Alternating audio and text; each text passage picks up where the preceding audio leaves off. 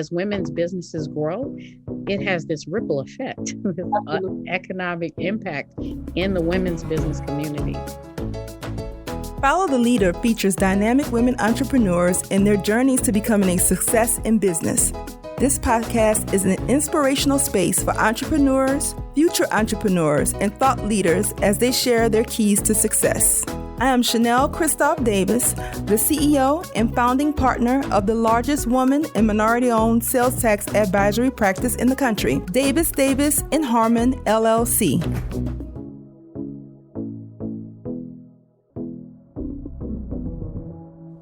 Welcome back to Follow the Leader podcast show. Today we have the guest leader, Phala Mire. She is the president and CEO of Women's Business Enterprise Council South, WBEC South for short, a regional partner organization of Women's Business Enterprise National Council, WBEC for short. We like acronyms. A nonprofit executive for over 20 years, Mire currently orchestrates business growth and certification programs for women-owned businesses in the 5-state region, covering Alabama, Louisiana, Mississippi, Tennessee, and the Florida Panhandle, representing over 800 certified suppliers. Mire is a renowned advocate and thought leader on entrepreneurship, diversity and inclusion, and women's business issues. Prior to her work at WBEC South, she led both the Louisiana and Southern Region Minority Supplier Diversity Councils of NMSDC. Her accomplishments there included raising the council's network rating from 34% of the top 10 and tripling revenues within the first 3 years. She simultaneously operated an MBDA, again, another acronym. How about that? Right. Year, and she oversaw the recovery of the council operations in the wake of Hurricane Katrina and led the successful merger of Louisiana, Arkansas, Mississippi, and Alabama affiliate councils to form the Southern region of MSDC in 2015. Mire has served on numerous boards and commissions, most recently as a mayor's appointee to the New Orleans Library Commission and the governor's appointee to the Louisiana Economic Development Small Business Task Force. She also currently serves as the vice chair of the Leadership Council of WBEC Regional Partner Organization. A graduate of Tulane University and a mother of 3, Mire is co-founder and principal strategist of the Bigger Discussion panel series, collectively the most watched supply diversity related videos with over 100,000 collective views to date. So welcome to Follow the Leader, Phala Mire. Thank you. And you got all my names right. Yes. It's like alphabet soup and trying to put it all together.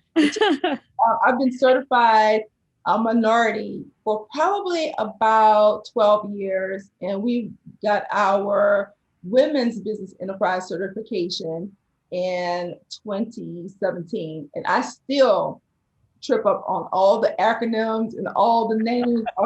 There's so much going on. So for someone who is a small business owner, enterprise, emerging business, who's never even considered, certification, what would be your pitch to them to explain to them what certification could do for them?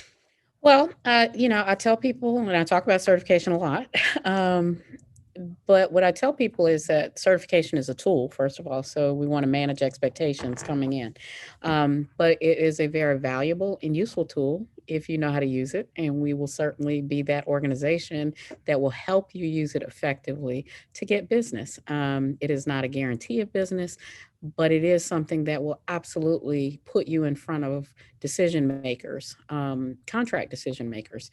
And so it at the end of the day becomes something that can be a competitive edge.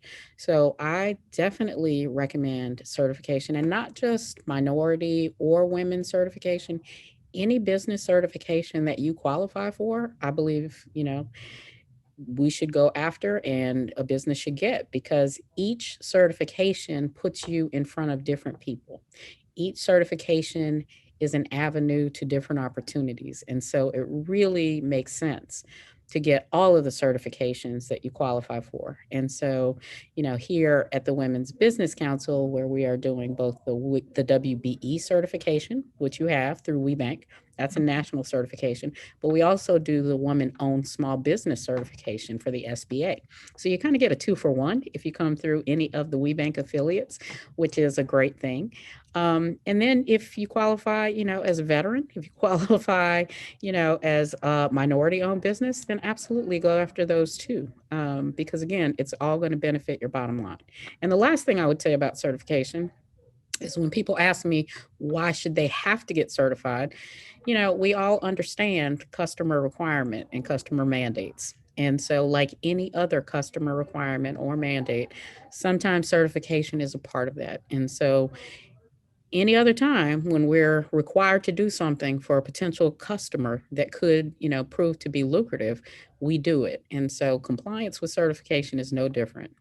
If nothing else, customer mandate should be a driving force in your decision to get certified. No, that's a good point. In fact, our very first corporate client from 12, 13 years ago, that's how I was introduced to the network. It was a global corporation based in Sweden, international company. Mm-hmm.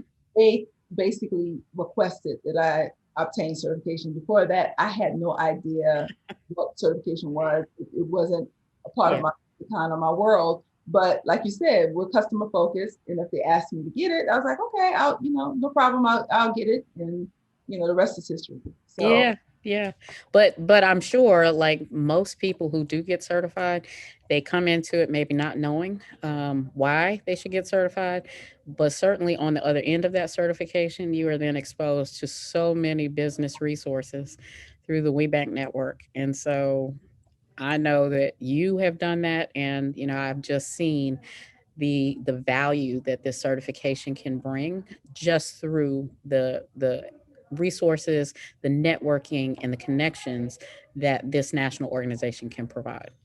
Absolutely. And you named another certification, WOSB, which, like you said, goes as well as a part of our certification through WeBank. But that is for federal contracts with the federal government primarily. They require the WOSB certification. So I know we're throwing a lot of acronyms out there, but I'm going to try my best in the show notes to drop a little bit of a menu or, explain a little bit because it's a lot. It's a lot to take in. So and as a part of the certification experience for me, it's not a sorority. I think some people can be turned off by, oh, I need to join this and get certified in order to get business. Why should I? And they kind of feel a little, like it seems like a sorority, and it's really not. All business, in my opinion, is about relationships. That's correct. So it's really just exposing you to a new group of relationships. That's correct. Now, what I will say is, and yes, it is not a sorority, but those elements of a sorority that are the most positive, which are, just that sisterhood and that support, I definitely see that through this WBE network of over 16,000 women-owned businesses that these are CEOs from all over the country doing business all over the world, and they really support each other, really lift each other up and serve as resources, as connectors. Our women are not afraid to help other women, and that is a beautiful thing. It really is. And I do think that that's a great part of the network is from a WBE to WBE perspective, if you throw out a lifeline, say, hey, I need help in this, you're going to get a call back. They are going to respond. They live for those opportunities because someone did it for them. And I think that I found that refuge and that network, that kind of sisterhood for sure through WeBank. Absolutely. So you not only are you a part of your local regional organization, but you also have exposure to women all over the network and their regional organizations as well. So it really does open you up to a global network of women, which I think is very powerful. Oh, absolutely. Very powerful. And again, if you work it correctly, it will take you far. You will definitely get business through this network if you engage and apply yourself and really make it work for you. Yeah. And a lot of things that you learn through being certified, you don't learn in college. So, Mhm. um, my background is accounting and my degrees in accounting and management. But you don't learn about how to put together a capability statement in college. You don't learn about, I don't know, how to present yourself at a round table or a meetup or a networking event. It's just, it's language and it's a little bit of nuances to it that Mhm. you really do gain through tapping into the women in the group. Yeah. Oh, absolutely. You also get industry immersion. So you get to know about, the industries that your potential clients are going to be in or are in. And so, with what you do, you might not know a lot about the oil and gas industry, but our corporations make sure that we have, immersive educational resources, seminars, workshops, so that women who are interested in doing business in that industry really understand not just what opportunities are available there, but they understand the industry in general so that they can better, propose solutions. Because really, at the end of the day, you're trying to make your customer, you're trying to solve their pain points, be the solution, for them. And to do that, you really have to understand the industry that they are in, what those issues and challenges might be, so that you can be part of their solution. Absolutely, Mm. absolutely. There's a great industry focus as well. So a lot of our businesses, manufacturing and telecom, but whatever industry you're specialized in, uh, Hmm. there's a fit for you. That's right. And then there's a great way that if you do something great in one industry, then other industries pay attention to you and they want to borrow you. They're like, hey, can you do this for us? So it's really a great way to even cross over and get expertise in additional industries as well. Oh, absolutely. Absolutely. Procurement people do talk, so they share information. Yeah. And if you're a diamond and they find you, it's a great thing. So what are some of the pain points you find when you like currently that you're hearing on the ground from small businesses and emerging businesses? What are some of their challenges? Because we're in like this weird virtual Mhm. environment. Uh, Yeah. so what are some of the challenges you're seeing that are new for 2021 for businesses? Well, it's funny because I think what the pandemic forced all of us to do was double down on technology Yeah, as a tool. So above and beyond what we were using it for, and I think most of us already had, a smartphone in our hands at all times and, relied on our laptops. I think what it has done though is make us and force us to use different software as a service providers, applications that are going to help with communication.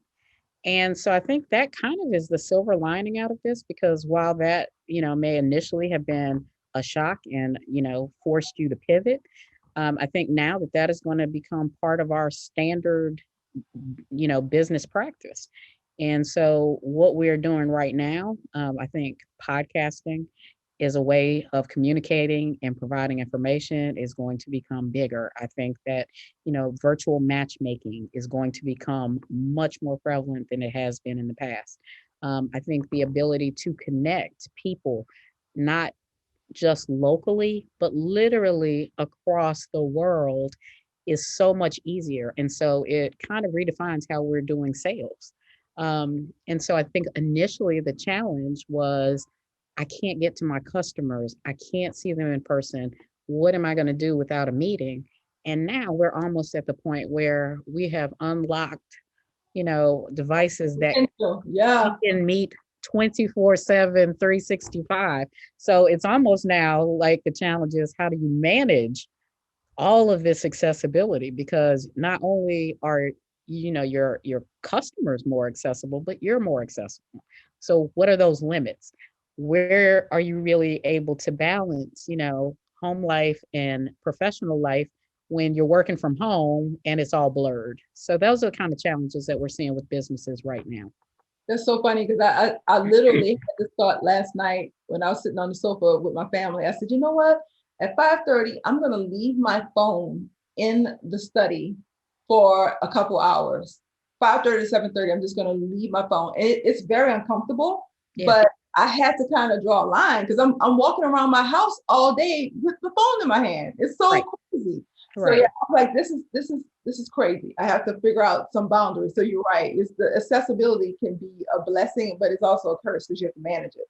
Yeah, and with women that's just even more because already, a lot of women are, have families and so, husbands, children, parents, all of that and being able to then manage all of that with being accessible to your job all the time. It is creating some issues that we're seeing, but I think we will all eventually figure it out and learn how to balance because that's what women do. We figure it out and we make it work. And one of the things I've noticed, because you kind of brought this to mind, we talked about masterminds and not masterminds, meetups or Mhm. one-on-one matchmaking. Yeah, Um, matchmaking. in Mhm. the past, typically, if you go to a local event, some of the category buyers wouldn't show up because it was a whole day event and they couldn't pull away. So some of the more underutilized spend categories the people who are over those particular areas wouldn't show up to events. Like professional services, indirect buy, they just wouldn't show up. But I've seen now, since we're in this virtual world, they're showing up to virtual matchmakers. So I'm meeting more indirect buyers and more professional service people than I ever would have seen in a live event because they just don't come. You can't send your whole entire procurement team to a local event. You just can't. So Right. now I'm like, oh, I'll pop in for an hour and meet some new people. I think this will be good for me. So I get to see more talent and it's great for the entrepreneur or the business owner because Yeah. we have more greater access to them. Yeah, I will tell you that we were shocked. We did our first virtual matchmaker about 3 months in to the pandemic because we said, oh my gosh, this has totally changed what our plan was for connecting, buyers and suppliers in Yes. this year.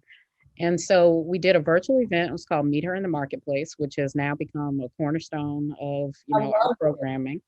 And um, in that first one, we were able to, get over 300 direct matches between our certified WBEs and buyers because there were so many more buyers available and Right. willing to participate from their desk and connect virtually. And we thought that, okay, well, it's good for the corporates then, but certainly, the women are going to want to get back in person. And the women business owners loved it because it gave them, it's almost, that face to face Zoom or, FaceTime. It creates a situation where you're getting like 100% of their attention, right? And so, they really felt like they were getting quality time, like it was intentional, and that there was going to be some follow up from them. So, on both sides, it was an overwhelming response. And so, I definitely think that, virtual matchmaking, virtual connections through email, through Zoom or similar, platforms is going to be something that we continue to do in the future. For us, as an organization covering 5 states, that's a So lot of territory, right? We got a lot of bandwidth and it allows us to connect with our WBEs in places where we would not normally get because we can't hold that many events. We can't literally be everywhere. But yeah, it allows us to now have connectability. And so when we're programming now from New Orleans, we can program that throughout our region. that's awesome. And we've been able to collaborate with other regional partner organizations of WeBank to actually extend the programming nationally. And so it really has been, I think, a very positive outcome to this last year and a half. Because Last year, almost a year and a half. It's crazy. It's crazy. I definitely yeah, the first year was people just throwing things at the wall to see what sticks. We were yeah, throwing solutions at the wall. yeah, Now I see that people are stepping back and trying to make the experiences a little bit more nuanced and tailored and pulling out the good parts of what they did initially and adding and revamping and kind of trying to figure out how to make it a great virtual experience for everyone. absolutely, absolutely. So you are, Phala, a rock star in the WeBank community. I don't know if you know that. I don't know if rock star is quite the word. You Just are. means I've been doing this for a very long time. Brings me to my next question. What drew you to this business? How did you get attracted to working with diversity and inclusion in a different way? Because diversity and inclusion, oftentimes people think of it as HR related for corporate entities, but this is really focused on the economic engine of our country, which is small businesses, and focusing on supply side diversity. What Yeah. made you get attracted to this? I think attraction is the wrong word, Okay. because I actually fell into this. And I find that a lot of people who are currently working in supplier diversity didn't set out to be in this. It's just that, we've been put in positions. And fortunately, coming out of college, really, I was able to kind of step into a role with an organization that was doing diversity in a specific industry, which was hospitality and tourism. Of course. And so, that's the number one industry in New Orleans. And so I got to really get a feel for, what that looked like, what the diversity challenges were from the institutional level. And so really got interested in that. And so my career path and plans changed. And this is what I have been doing, and this has become my life's work. So literally, stepping out of college, I fell into this, diversity, equity, and inclusion space, and have worked with small businesses and with big industry in all cases. And so I've been doing this kind of work for now over 25 years, over a little bit. Yeah. And specifically, though, in this last 5 years of working with WeBank, I have been able to be laser focused on working with women business owners. And so I think that everything that I have done in my career, and over this time has kind of led me to where I am. And so being able to work with women and growing and developing and connecting their business is has just been phenomenal. So how has supply diversity changed over the past 15 months? I have to ask. I have a idea because I'm in the middle of it. But Yeah. Well, I think that it has grown tremendously, because, as you said, most when we're talking about diversity in corporate America, most people do think of HR diversity, and I think that's still true today. But I think that we have gotten a lot more recognition of supplier diversity and the economic impact. And I think economic impact has been the game changer for me. But I think also for our industry. So I have seen what understanding that and connecting that as the business case for supplier diversity has been a game changer. It makes a whole lot of sense to a whole lot of people when you understand that your investment in small business affects our economy, that it not only affects the local economy, it affects the national economy. Because if entrepreneurship and small business is the driver, and it really is, of our economy, and we are growing at a faster pace than, large corporations, then yeah, you understand the impact that you're making when you intentionally do business with small business, when you intentionally help small businesses grow, because there is a tax impact, there is a job creation impact. And so understanding that as the business case has been significant. yeah, because I think there's a myth that corporate employs the most people in this country, but actually, It's small business. small businesses. A lot of people And don't. actually, it's not even small business, it's micro business. And Yes. so that's, when you're getting down to the real, real small, businesses. And so, it's just when you understand it from the economic standpoint, I think everybody has an understanding. And because it has taken then diversity out of, just being entirely a social focused program to something that actually makes a difference, not just to the bottom line of companies, which it does, but also to the economy of our cities, our states, and our nation. Yes, Mm. absolutely.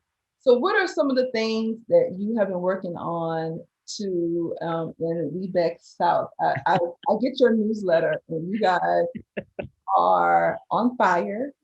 I know some of the answers, but I want you to share. What are you Yeah. on?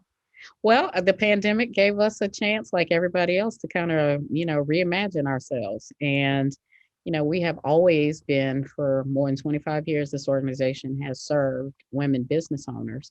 But we were able to successfully apply for two grants, one with the SBA to operate a women's business center, which allows us to then open up an office in Memphis, Tennessee, um, and another office in Memphis, Tennessee.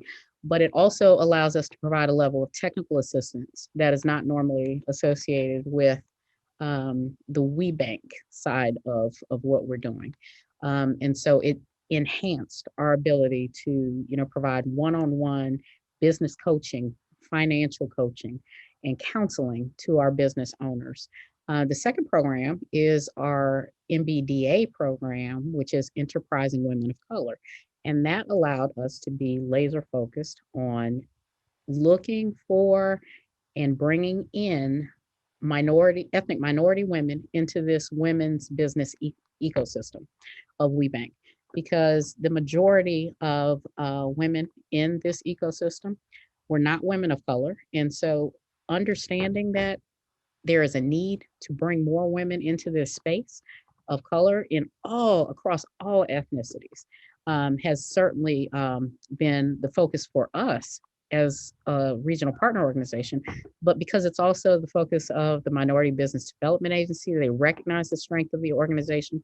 So they actually have put funds behind, being able to help us drive women towards certification and take advantage of all the opportunities that are there. So that's exciting.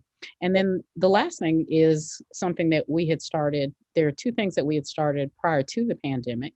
And that is, one is our WB Marketplace, which is an online marketplace for women's business services and products. And so anybody looking, there's not behind a firewall. You can access it 24/7 at wbmarketplace.com. You can go in and you can search for women-owned products. That is growing, you know, all every day it's growing as we get more and more women into this system, but you're able to see the companies, look at them, and basically shop for companies and products. And then the last thing is we opened our women's co-working space, which is so exciting because that has given us the opportunity to not just have an office where people come to visit us, but to create a space, to create an environment where women can work with other women, where Right. they can feed off of each other's energy, where they can lift each other up, where they can meet, each other and work together. And it has just become a really magical space. So we opened our first one in New Orleans in the end of 2019. And during the pandemic, we actually opened our second location in Nashville, Tennessee. And so, with those two right now, we are coming off this pandemic. And now that people are back and trying to, a little bit tired of working from home sometimes, a little bit tired of dogs barking in the background, children running around, women want to come into this space. And so we're seeing just a lot more traffic coming into the collectives. And then it's going to be something that extends beyond our region. So we know that the future of the WB Collective is bright, and we're looking at other locations right now for where we can build new collectives.